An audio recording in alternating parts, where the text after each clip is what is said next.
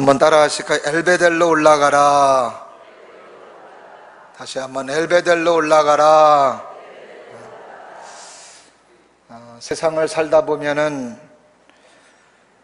자신의 잘못된 길에서 이게 잘못됐구나 하면서 돌이키는 사람이 있는가 하면,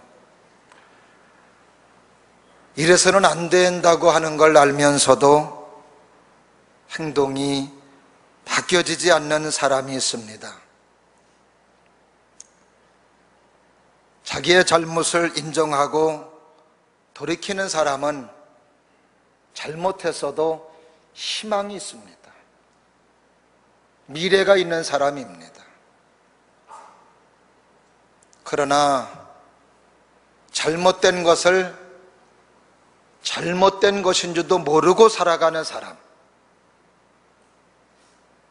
잘못된 것인 줄을 알면서도 이래서는 안 되는데 하는 걸 알면서도 돌이키지 아니하고 여전히 잘못된 모습으로 삶을 살아간다면 그 사람의 미래는 굳이 제가 여기에서 말할 필요도 없는 그런 결과가 다가올 것입니다. 우리의 믿음의 생활도 마찬가지입니다. 우리가 믿음의 생활을 잘해보려고 애를 쓰고 있지만 나도 모르게 어느 순간에 교만해져서 하나님과는 멀리, 세상과는 가까이, 하나님을 따라가야 될 하나님의 사람임에도 불구하고 하나님을 따라가지 아니하고 어느새 나도 모르게 세상을 따라가며 세속화되어져 가는 자신의 모습을 느낄 때가 너무나도 많이 있습니다. 하나님이 원하는 게 뭔지를 알면서도 말씀에 순종하지 않고 하나님의 뜻을 따라가지 않는 모습, 하나님 중심적인 삶이 아니라 자기 중심적으로 삶을 살아가는 자신의 모습을 발견할 때가 우리는 종종 있습니다. 이때 돌아서는 게 지혜이며 잘못된 과거를 청산하며 내 마음의 다짐과 결심으로 나의 삶을 행동으로 옮기는 것이, 이것이 우리의 삶의 지혜로운 삶임에도 불구하고 그렇지 못한 모습으로 삶을 살아가는 우리의 삶의 모습을 발견할 때가 너무나도 많이 있습니다. 그러나 우리가 신앙생활하면서 다행스러운 것 가운데 하나는 하나님의 뜻을 이타여 잘못된 삶을 살아가는 삶의 결국은 망함입니다. 쓰러짐입니다. 그런데 우리 하나님은 잘못 가고 있는 우리들에게 깨달을 수 있도록 말씀을 들려주시고,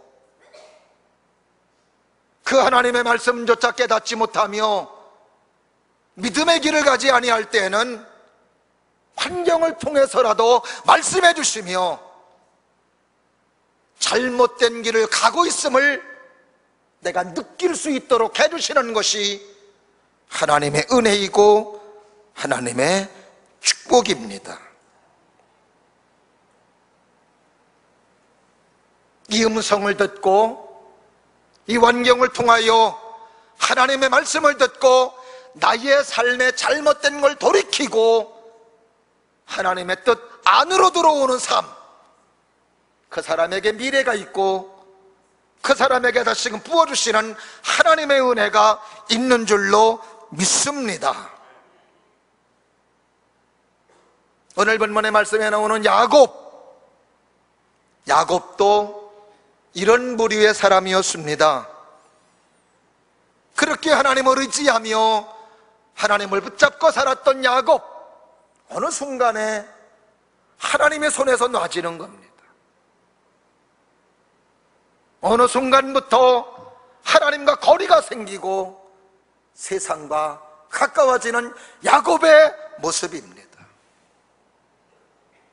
야곱은 믿음의 조상 아브라함의 손자이며 하나님의 말씀에 그렇게 순종을 잘했던 이삭이라고 하는 사람의 둘째 아들입니다. 그의 삶에는 비열함도 있었고 그의 삶에는 치사함도 있었던 모습이 분명히 그에게 있었지만, 그래도 하나님은 그 마음 속에 하나님을 열망하는 마음, 하나님의 축복을 사모하는 그 마음을 귀하게 여기시고 그에게 많은 부분 속에 은혜를 베풀어 주시고 사랑을 받았던 사람이 야곱이었습니다. 형을 속였던 야곱, 아버지를 속여가면서 축복 기도를 받았던 야곱의 모습은 아름다운 모습은 아니었습니다. 그 비열한 모습으로 인하여 집에서 함께 살지 못하며 형의 미움과 형의 반목으로 인하여 외삼촌 라반의 집으로 쫓겨나가는 야곱, 낙심과 실망의 모습으로 외삼촌 집으로 가는 야곱의 모습은 분명히 실패의 삶이고 너무나도 상처를 많이 받은 야곱의 모습이었습니다. 그러나 하나님은 그런 야곱에게 찾아가 주십니다. 그리고 야곱에게 말씀해 주십니다. 야곱아, 너는 나의 복을 많이 받을 사람이라고, 두려워하지 말라고, 내가 너와 함께 한다고, 내가 너에게 허락한 것들을 다 이루기까지는 내가 너를 떠나지 않겠다고 하는 하나님의 말씀을 들었을 때 그는 거기에서 나의 하나님을 고백하며 그곳의 이름을 행정명으로 루스였으나 그곳의 이름을 베델이라고 이름을 지으면서, 하나님, 나의 삶에 은혜를 주시고 나의 삶에 축복해 주신다면 이제는 정말로 나의 하나님으로 고백하며 다시 내가 이 자리에 와서 하나님 앞에 예배를 드리며 11조를 드리며 하나님을 송축하겠다고 다짐하며 결심하였던 야곱, 베델에서 하나님을 만났던 야곱은 외삼촌 라반의 집으로 갔을 때 약한 자의 모습으로 살아가지 않습니다. 하나님의 함께 하심을 믿고 하나님의 역사를 믿으며 외삼촌 라반의 집에서의 삶을 살아갈 때 그는 하나님의 축복을 많이 받으며 하나님의 사랑을 많이 받은 결과 물질의 복도 받고 가정도 이루고 자녀의 복도 받으며 하나님의 축복을 받은 하나님의 사람이었음을 우리는 알 수 있습니다.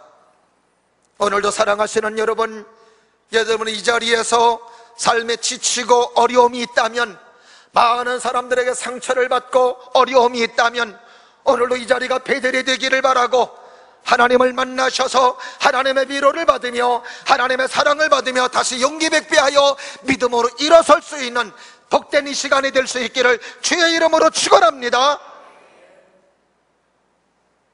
베델에서 하나님을 만난 야곱의 경험은 놀라운 경험이었습니다. 20년 동안 외삼촌 라반의 집에서의 삶은 어려운 삶이었으나 하나님의 은혜와 하나님의 사랑도 많이 받았습니다. 하나님의 복을 많이 받은 야곱은 고향으로 돌아갈 결심을 합니다. 이제 고향으로 돌아가야지.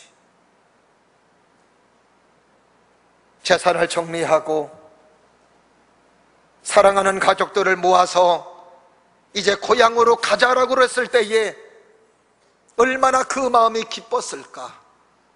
그런데 고향으로 돌아가는 길에 소식을 듣습니다. 아직도 형에서가 분노의 칼날을 갈고 있으며 자기를 죽이려고 하는 형에서의 소식을 들었을 때 다시 한번 야곱은 위기를 맞이하게 되지요. 창세기 28장에서 그는 다시 한번 하나님 앞에 간절히 은혜를 구하며 하나님의 사랑을 구하며, 하나님, 에서의 칼날이 오기 전에 하나님의 도움이 와야 된다는 믿음의 고백을 가지고 간절한 마음을 가지고 하나님 앞에 기도하는 야곱, 눈물로 기도하는 야곱의 기도를 들으시고 하나님께서는 야곱에게 또 은혜를 베풀어 주셨습니다.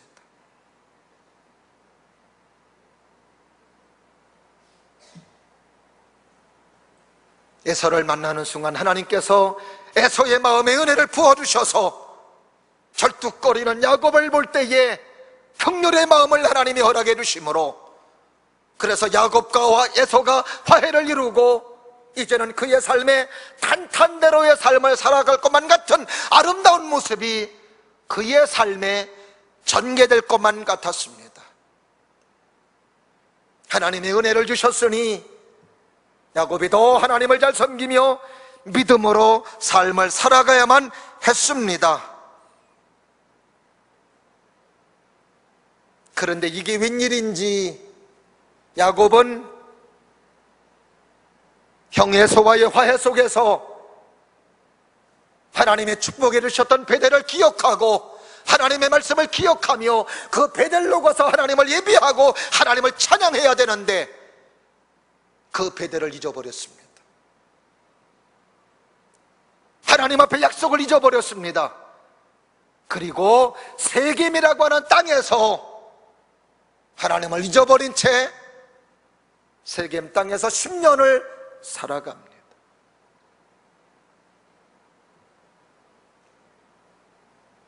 어려움에 좋은 것 가운데 하나는 하나님을 바라보게 한다는 겁니다. 이상하죠? 평안하면 은혜를 주신 하나님을 더 잘 믿어야 되는데, 하나님을 더 사랑하며 살아야 되는데 그렇지 못한 것이 우리의 모습입니다. 잠명종 시기가 나오지 아니할 때 일입니다. 집사님이 은혜를 받았어요. 하나님의 사랑을 받았습니다. 그 받은 은혜와 사랑을 가지고 새벽에 가서 기도하고 싶은데 새벽에 깰 수 있는 방법이 없습니다. 이야기를 들으니 장닭이 어김없이 새벽에 운다는 이야기를 듣고 그 장닭을 사다가 놓으면 장닭이 새벽에 우는 소리에 내가 깨워서 새벽 기도 가야 되겠지 하는 마음을 가지고 시장에 가서 장닭을 사왔습니다. 파는 사람이 새벽에 어김없이 잘 울을 테니 당신이 바라는 새벽에 잠을 깨울 수 있을 겁니다. 사오면서 새벽 기도의 기대를 가지고 하나님의 축복과 하나님의 사랑을 기대하며 닭을 사왔어요. 여러분들에게도 그런 기대가 있기를 바라는데 아멘을 안 하시네요. 이 장닭이 이제 새벽에 울어야 되는데 첫날에 울지 않았습니다. 그 새벽 기도를 놓쳤습니다. 둘째 날 장닭이 울면 이별해야 되겠다고 했는데 또 안 울었습니다. 지나쳤습니다. 일주일이 지나도록 장닭이 새벽에 울질 않는 거예요. 속았다. 시장에 가서 주인에게 따졌습니다. 아니 새벽에 장닭이 잘 운다고 했는데 한 번도 안 울었습니다. 왜 안 울어요? 도로 물러주세요. 주인이 닭 사간 사람에게 물어봤습니다.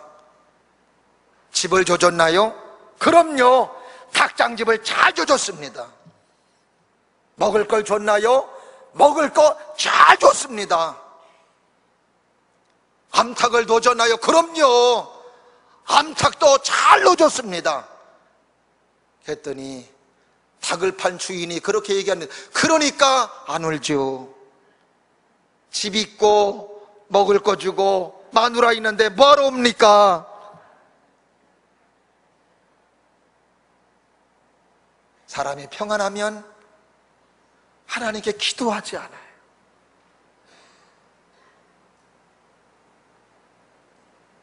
여러분들의 평안함 하나님이 주셨다고 믿으시고 하나님께 기도하는 사람, 하나님의 은혜를 구할 수 있는 여러분들이 될 수 있기를 주의 이름으로 축원합니다. 야곱 그렇게 세게 매서 세속화되어 삶을 살아가는 그 삶에 아무런 의식도 느끼지 못한 채 삶을 살아가는 야곱, 하나님은 그 삶을 그냥 놔두지 않습니다. 환경으로 하나님의 음성을 들려주십니다. 근데 야곱에게 들려주었던 하나님의 음성은 너무나도 혹독한 고통이었고 아픔이었습니다.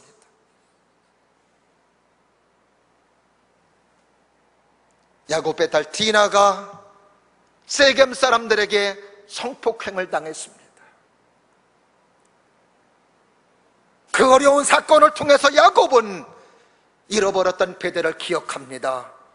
잃어버렸던 말씀을 기억합니다. 잃어버렸던 하나님의 은혜를 기억합니다. 그래서 야곱은 다시 오늘 본문의 말씀에서 베델을 기억하고 올라가기로 결심을 하고, 그리고 그곳 이름을 엘베델이라고 지었던 것이었습니다. 베델이 올라갔던 곳은 엘베델이었습니다. 오늘도 사랑하시는 여러분, 여러분의 삶의 자리에서 아픔이 있고 상처가 있고 어려움이 있고 고통이 있다면 이 자리가 엘베델이 될 수 있기를 주의 이름으로 축원합니다.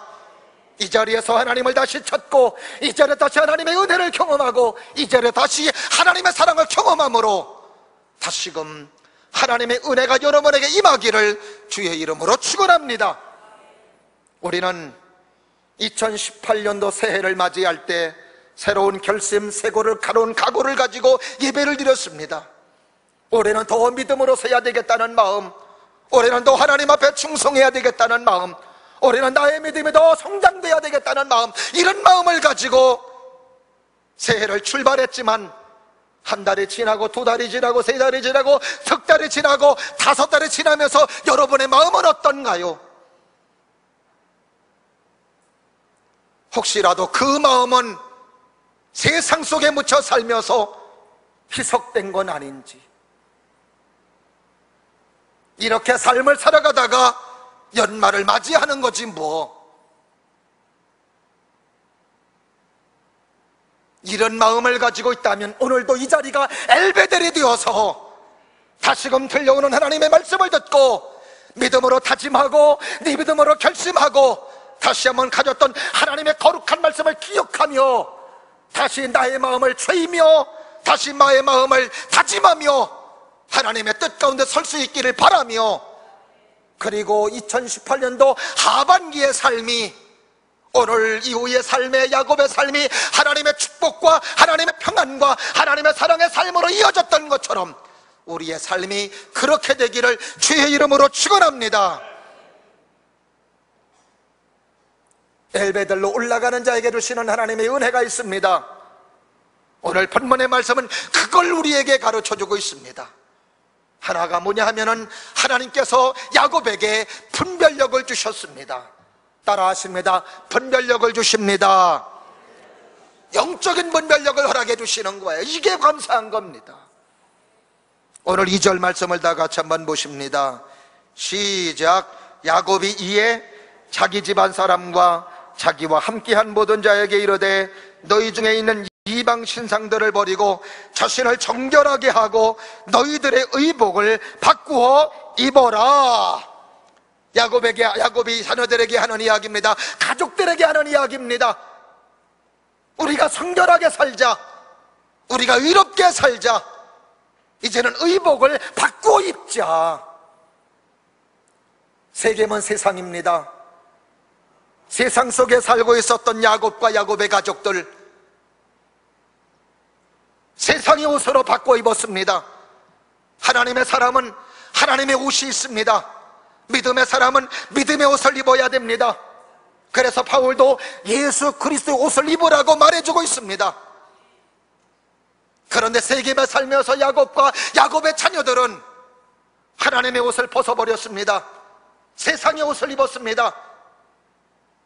세상의 생각을 벗어버리고 세상의 생각을 가지고 살지 말아야 되는데, 세상의 생각, 세상의 가치관, 세상의 모습으로 살아가는 사람들이 되어버리고 말았습니다.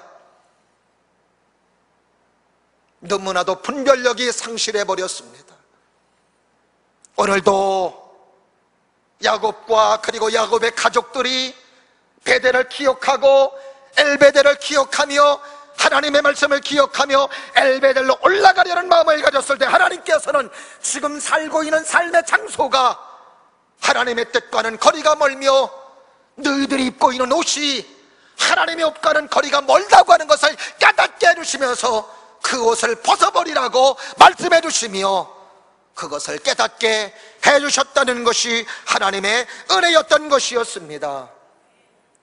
오늘도 사랑하시는 여러분, 여러분의 삶에서 여러분에게 유익이 안 되는 것들은 벗어버리는 게 축복입니다.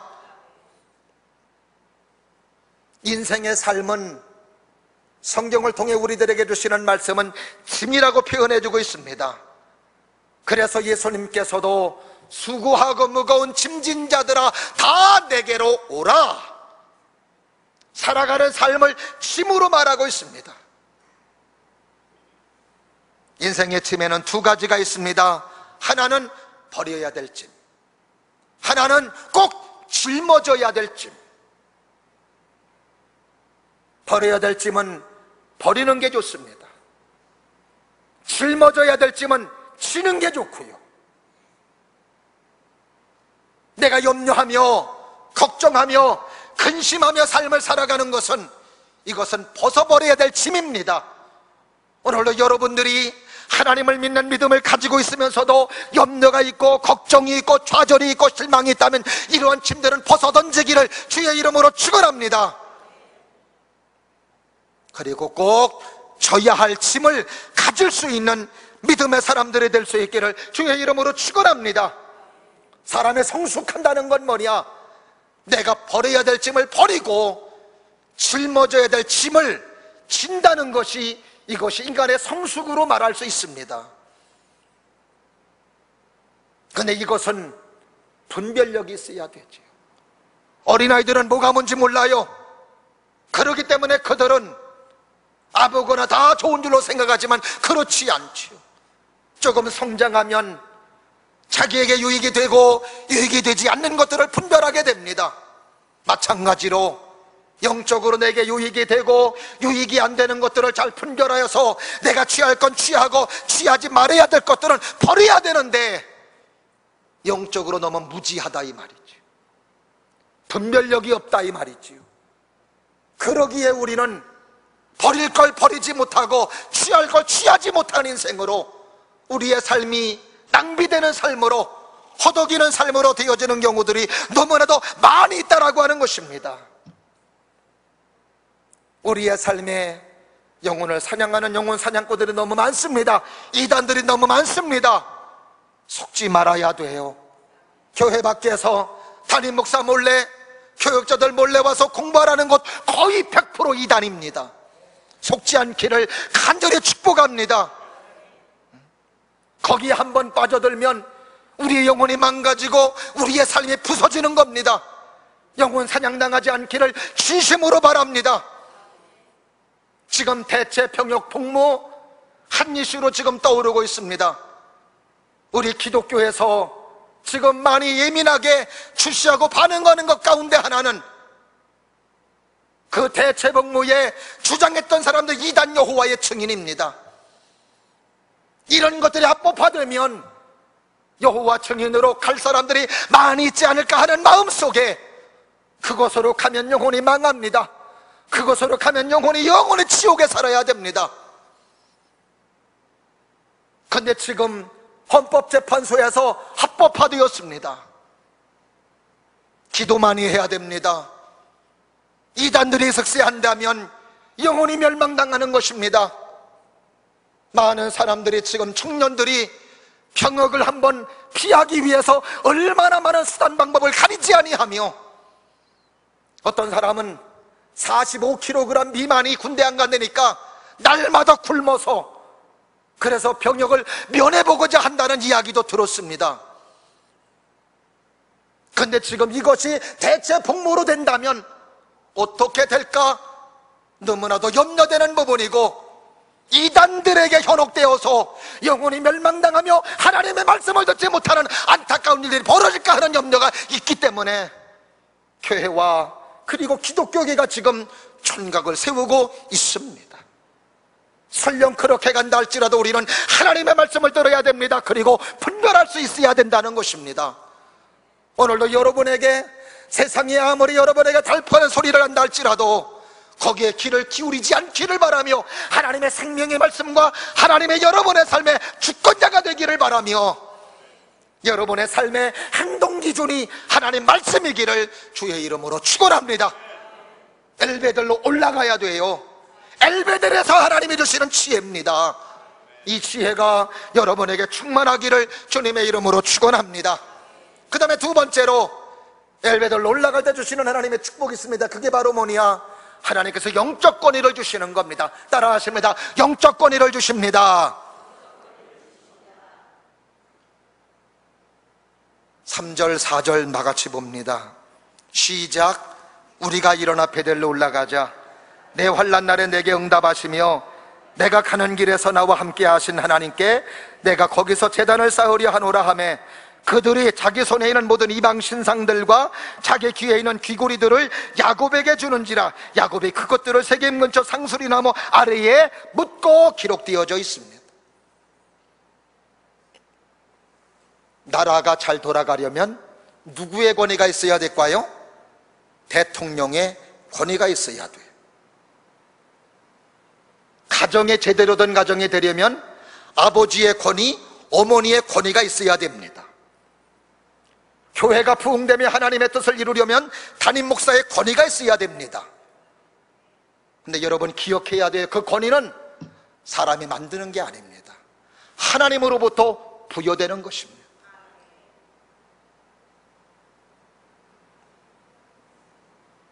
세겜에서 살고 있었던 야곱 아들들이 말을 안 들어요. 아버지의 권위가 없습니다. 그래서 가정에 어려움이 있었던 것이었습니다.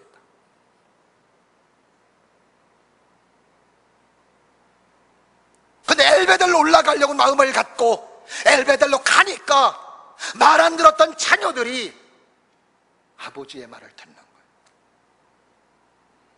아버지의 권위가 살아나는 겁니다. 세겜 땅에서 야곱의 자녀들이 야곱의 말을 듣지 않을 수밖에 없는 이유가 있습니다. 왜 그럴까요? 야곱이 하나님의 말씀을 안 들어요. 야곱이 하나님의 권위를 인정하지 않습니다.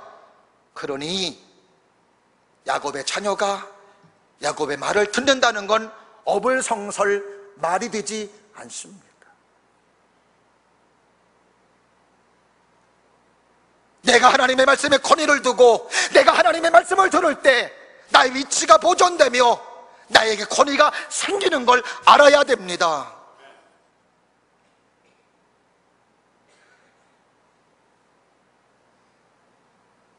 목회사역을 감당할 때 성도들이 불순종할 때 저는 빨리 내가 혹시 하나님 앞에 하나님의 말씀에 권위를 두고 있지 않은 것이 있나 나를 돌아봅니다. 내가 말씀의 권위를 인정하지 아니하고 내가 하나님의 권위를 인정하면 여지없이 성도들도 도전할 수밖에 없습니다.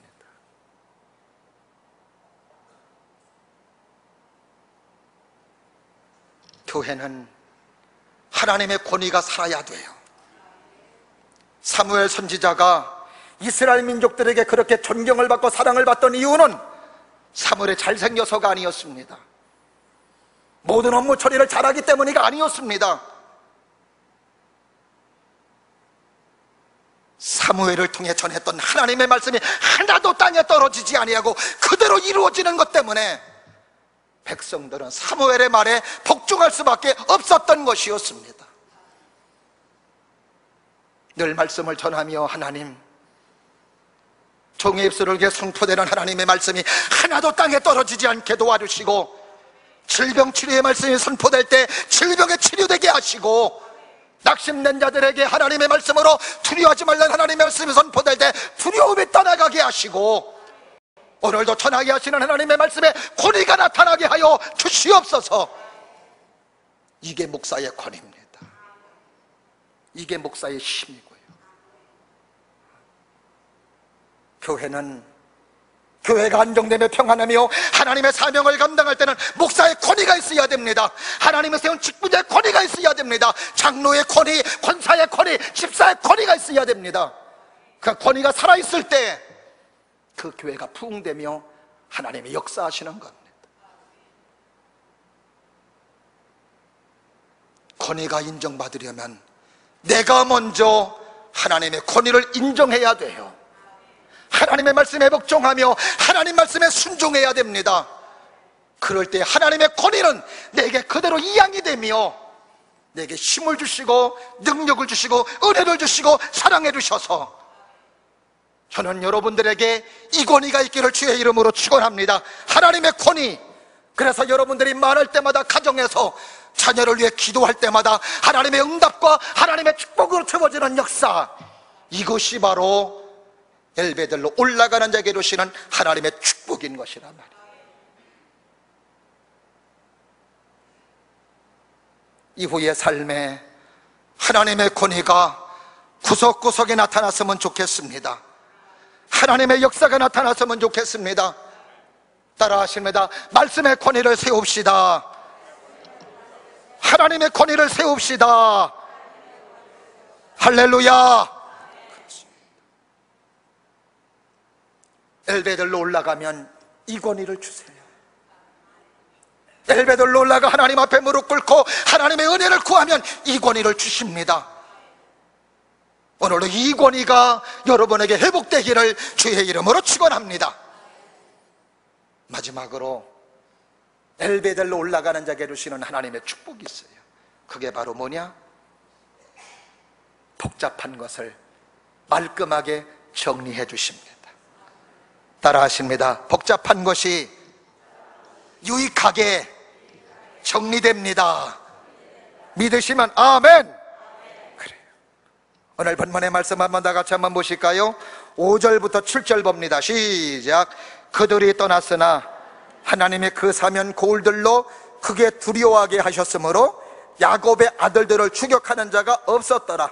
야곱과 그와 함께한 모든 사람이 가나안 땅 루스 곧 베델에 이르고 그가 거기서 제단을 쌓고 그것을 엘베델이라 불렀으니 이는 그의 영의 낯을 피할 때에 하나님이 거기서 그에게 나타나셨음이더라.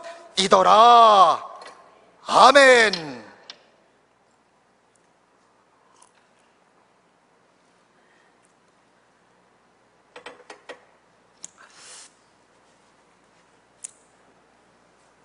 서두에서 야곱이 세겜에서 살다가 자기 딸 디나가 세겜 사람들에게 성폭행당했다고 그랬죠.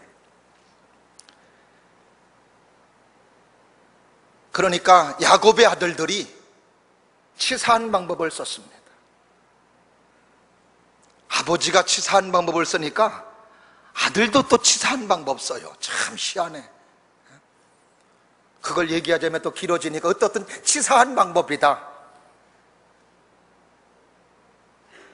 그 치사한 방법을 써서 세겜에 있는 남자들을 죽였습니다.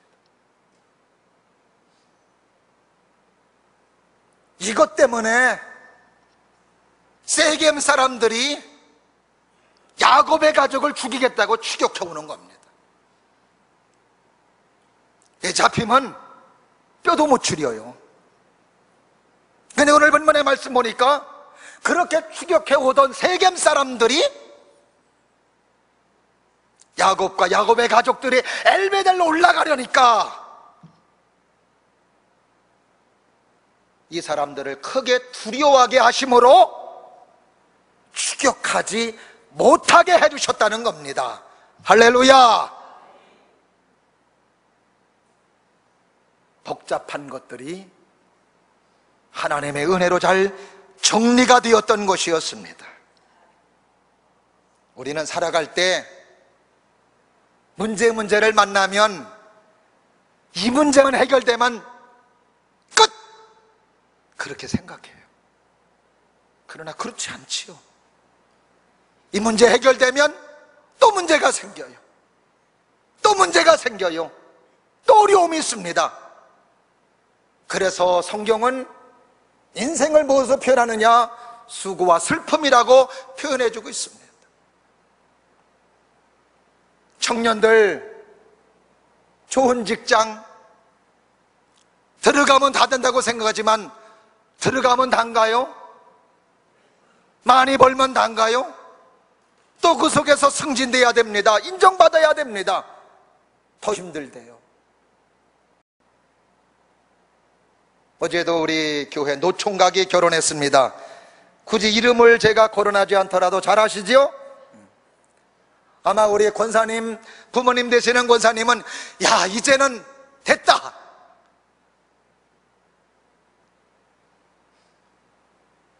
자마가 못 간 아들이 결혼했으니까, 안 간 아들이 결혼했으니까 된 거죠. 그런데 그렇다고 또 문제가 해결되느냐? 아니죠. 잘 살아야 돼요. 또 못 살겠다고, 아유 이 사람 속았다고, 또 자녀도 있어야 돼요. 집도 사야 돼요. 하나만 해결되면 해결되는 것이 우리 인생이 아니라는 걸 우리는 알 수 있습니다. 이 복잡한 것들을 누가 정리해 주셔야 돼요? 하나님이 정리해 주셔야 돼요. 주님이 정리해 주셔야 된다, 이 말이에요.